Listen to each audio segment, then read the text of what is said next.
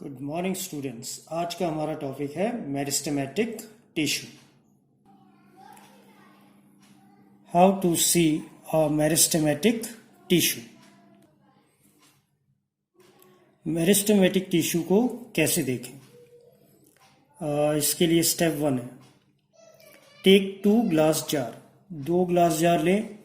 उन glass jar के अंदर आप क्या करें, पानी भर लें। इन पानी और ये ग्लास जार है, इसके अंदर आप पुट कर दें अलग अलग जार में 2 ऑनियन।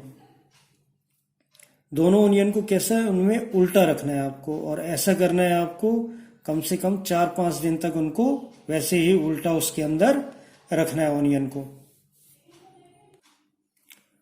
जैसा कि इस पिक्चर में दिखाई दे रहा है, यहाँ पे 2 जार हैं और दोनों जार में हमने क्या किया है, ऑनियन को प्लेस कर दिया, उल्टा रखा है। और इसको ऐसा कितने दिन तक रखना है हमें, फॉर 4 और 5 डेज। 4-5 दिन के बाद जब आप इसको देखेंगे तो आपको इन ऑनियन में ये आउट ग्रोथ नजर आएगी। यहाँ पे ये छोटी छोटी जो आउट ग्रोथ है, ये रूट्स जो है, ये आपको दिखाई देंगे 4-5 दिन के बाद। Roots grow from onion 1।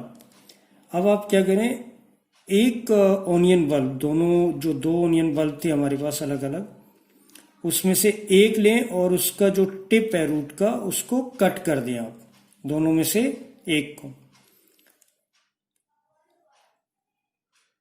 जब आप उस एक ऑनियन में से रूट को कट कर रहे हैं तो उसके थोड़े दिनों बाद देखेंगे तो वहां पे आपको कोई भी ग्रोथ नजर नहीं आएगी, क्योंकि जो पोर्शन आपने कट किया था वो कौन सा था, एपिकल मेरिस्टेम।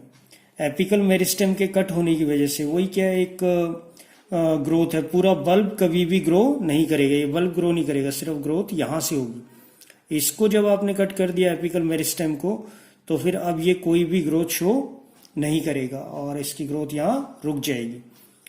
प्लांट में ऐसा ही होता है कि पूरी प्लांट बॉडी में से ग्रोथ नहीं होती, कुछ सेलेक्टेड पोर्शंस होते हैं, पार्ट्स होते हैं, जहां से वो ग्रोथ आपको नजर आएगी या ग्रोथ हो सकती है। अगर उसी को आपने कट कर दिया तो बाकी प्लांट का कोई भी पार्ट, जैसे इस केस में ऑनियन का कोई और पार्ट नहीं है जहां से ग्रोथ हो सकती है, तो इसमें ग्रोथ रुक जाएगी। जबकि जो दूसरा वाला है जिसको आपने कट नहीं किया है, वो कंटिन्यू ग्रो करता रहेगा, क्योंकि उसमें एपिकल मेरिस्टेम जो कि ग्रोथ पार्ट है वो प्रेजेंट है अभी तक।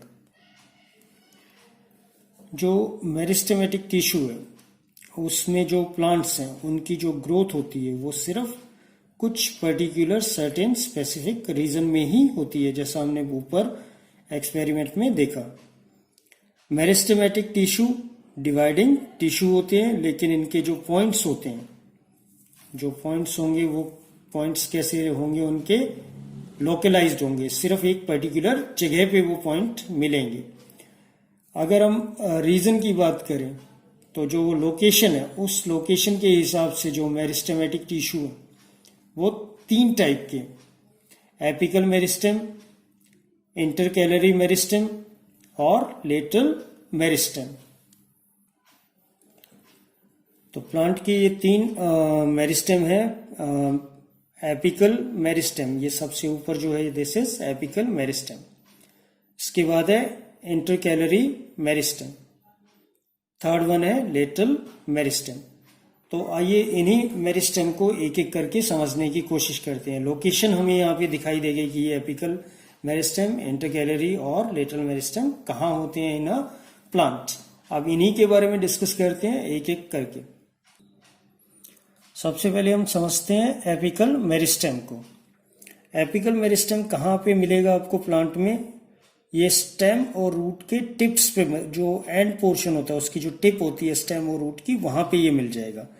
इसका काम है लेंथ को इंक्रीज करना, स्टेम को इंक्रीज करना, रूट्स को इंक्रीज करना। प्लांट की लेंथ को कौन इंक्रीज करता है, एपिकल मेरिस्टेमेटिक टिश्यू। कहाँ पे मिलेंगे ये, स्टेम और रूट के टिप्स के ऊपर ये मिलेंगे। ये प्लांट दिया हुआ है, ये प्लांट का जो स्टेम है, इसका ये टिप है यहाँ पे सबसे ऊपर। ऐसी ये रूट है, रूट के ये टिप्स हैं। यहाँ पे कौन सा मेरिस्टेम मिलेगा? Apical meristem. और ये क्या करेगा? इसकी लेंथ को, प्लांट की लेंथ को इंक्रीज करेगा। तो लेंथ बढ़ाने के लिए किसका यूज होता है? एपिकल मेरिस्टेम का। इसके बाद सेकंड मेरिस्टेम है लेटरल मेरिस्टेमेटिक टिश्यू। इसको हम कैम्बियम भी कह देते हैं। ये आपको स्टेम और रूट्स में मिलेगा। ये क्या करेगा? उसकी कृत को इंक्रीज करेगा, उसकी जो चौड़ाई है उसको, मोटाई जो है उसको इंक्रीज करने में काम आता है लेटरल मेरिस्टेम। इसमें देखें आप, ये प्लांट है, इसकी ये ग्रिथ है, ये जो चौड़ाई है इसकी, ये ग्रिथ स्टेम, और ये रूट की ग्रिथ, ये स्टेम की ग्रिथ, ये स्टेम की ग्रिथ, ये इंक्रीज कर रहा है, ये बढ़ रही है। ये कौन बढ़ा रहा है? इसको कौन हेल्प कर रहा है? इसके अंदर मेरिस्टेम हेल्प कर रहा है, जिसका क्या नाम है? Lateral meristem. तो उसका काम ही ये होता है। कहाँ प्रेजेंट होता है ये? स्टेम और रूट्स में। क्या चीज करेगा ये? इसकी ग्रिथ को, चौड़ाई को बढ़ाएगा ये। नेक्स्ट मेरिस्टेम है इंटरकैलरी मेरिस्टेमिक टिश्यू। ये कहाँ पे मिलेगा? ये प्रेजेंट होगा लीफ के बेस पे और इंटरनोड्स में, जिनको हम ट्विग्स कह देते हैं, वहां पे भी ये प्रेजेंट होगा। ये प्लांट है और इसमें ये नोड्स हैं, ये वाले से, जहां ये ज्वाइन आपको दिखाई दे रही है, जहां पे भी ज्वाइंट दिखाई दे रहे हैं, ये सारे क्या है? नोड्स हैं।